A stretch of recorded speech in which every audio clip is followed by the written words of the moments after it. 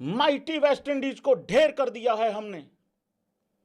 और श्री गौतम गंभीर जी ने उसके बाद ट्रॉफी उठाई। मेरी प्रिंसों के ट्रॉफी उठाने के बाद और एक इंसान और वहां पे मौजूद थे जिनका फोटो बाद में आप लोगों को थंबनेल पे मिल जाएगा।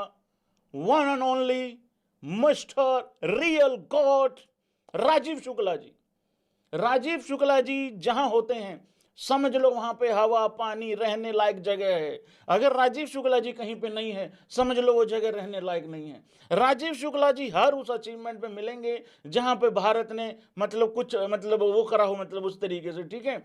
मतलब कुछ टाइम के लिए ऐसा लगता है भाई लोगों कि राजीव शुक्ला जी हैं जिन्होंने 171 175 रन की पारी खेली है।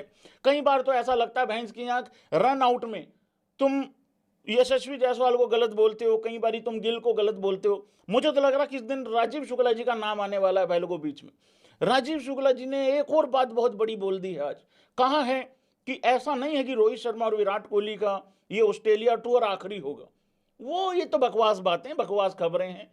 और आखिरी होगा कि नहीं होगा ये तो प्लेयर डिसाइड करेंगे, वो वाली बात है। हाँ, तो ऐसा ही उन्होंने कुछ टेस्ट क्रिकेट को लेके लिए बोला था, मतलब उस तरीके से। हाँ, बोलते रहते हैं वो उस तरीके से, महान आदमी है उस तरीके से, रियल गोट है भाई लोगों राजीव शुक्ला जी।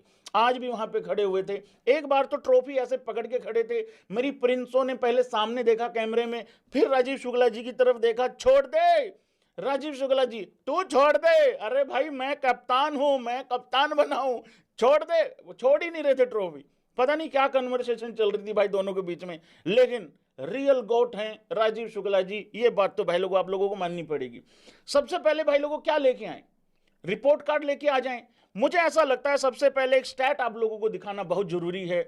इस वेस्ट इंडीज के सीरीज से, ये जो वेस्ट इंडीज हमारे घर पे आई थी, हमें मिला क्या है, हमारे किस बल्लेबाजों को, किस बॉलर्स को कितना फायदा हुआ है, कितना नहीं हुआ है, किसने क्या खोया, किसने क्या पाया, वो एक बारी भाई लोगों नजर मार देते हैं। वो बहुत ज्यादा जरूरी है।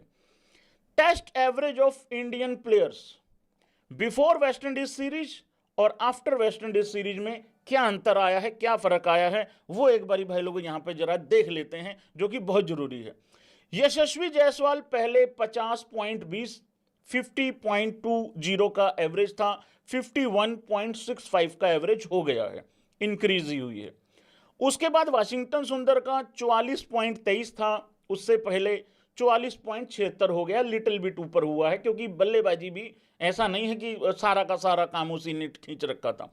शुभमन गिल की 41.35 थी और अब उसकी 43.01 हो गई है।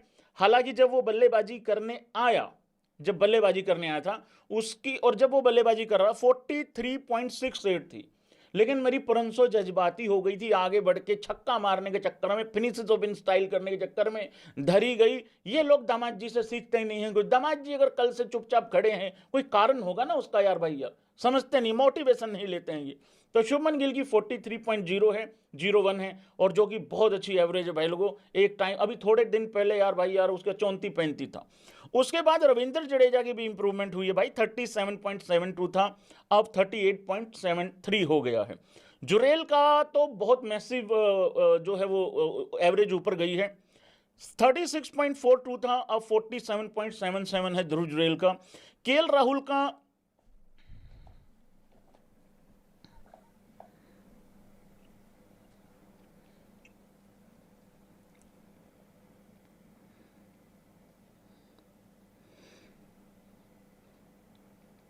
मुझे अब डर ये लग रहा है, दामाद होनी मेरा राहुलिया अब एक दो पारी खराब करके इसको दोबारा फिर 35 पे लाएगा।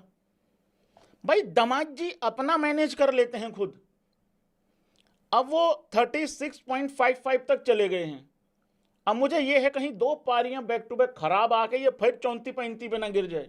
भाई दामाद जी इतना तो आदमी गरीबी में नहीं फंसता जितना दामाद जी यहां फंसे हुए हैं।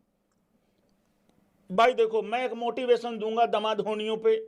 जैसे टेम्बा की एवरेज मात्र 35-36 ही थी, कोई ज्यादा एवरेज नहीं है उसकी भी, लेकिन उसने WTC फाइनल जीत लिया है। राहुल को देखो, यहां से 50 तो नहीं जा सकती है, वो डिजर्व करता है 50, लेकिन यहां से WTC फाइनल में पहुंच के वहां एक ऐसी माकरम वाली पारी खेलनी पड़ेगी जैसे माकरम ने खेली थी गोइंका जी के आदमी ने। आफ्टर ऑल यार जो मर्जी कर लो, राहुल मेरी फैमिली